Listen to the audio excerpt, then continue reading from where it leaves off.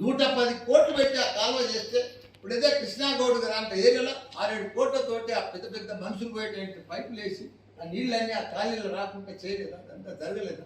వాడు కాంట్రాక్టర్ దొంగ చేయలేకపోయింది, కానీ లేకపోతే ఇదంతా పని అయిపోతుండే కదా. మామూలు పనుల ఒక యుద్ధం లెక్కలే, ఒక్కనాడు విరామం లేదు.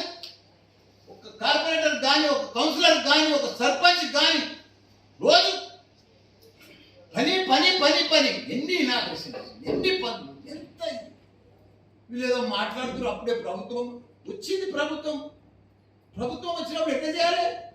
నువ్వు 6 గ్యారంటీలు ఎట్లా చేస్తావు చెయ్యి, తప్పులేదు. మేము కూడా సహకరిస్తాం గవర్నమెంట్కు, మేము కూడా పార్ట్ ఆఫ్ గవర్నమెంటే కదా. కానీ ఇంత దౌర్జన్యమేందా? వాడిని కొలగొడతాం, నీ అంతు చూస్తాం, నీ పని చూస్తాం. ఇదే పురి నేను యాదగుంటే ఇట్లా వాళ్ళు గెలిచిన లెక్క తిరుగుతుండే ఓడిపోయినారు. గుళ్ళపోచపల్లికి సంబంధించి 110 కోట్లు పెట్టి ఆ కాలువ చేస్తే ఇప్పుడు ఏదో కృష్ణాగౌడ్ గారు అంటే ఏరియాలో 6-7 కోట్లతోటి ఆ పెద్ద పెద్ద మనుషులు పోయేటువంటి పైపులు వేసి ఆ నీళ్ళన్నీ ఆ కాలనీలో రాకుండా చేయలేదా? అదంతా జరగలేదా? వాడు కాంట్రాక్టర్ దొంగ చేయలేకపోయింది, కానీ లేకపోతే ఇదంతా పని అయిపోతుండే కదా. మామూలు పనుల ఒక యుద్ధం లెక్కలే, ఒక్కనాడు విరామం లేదు.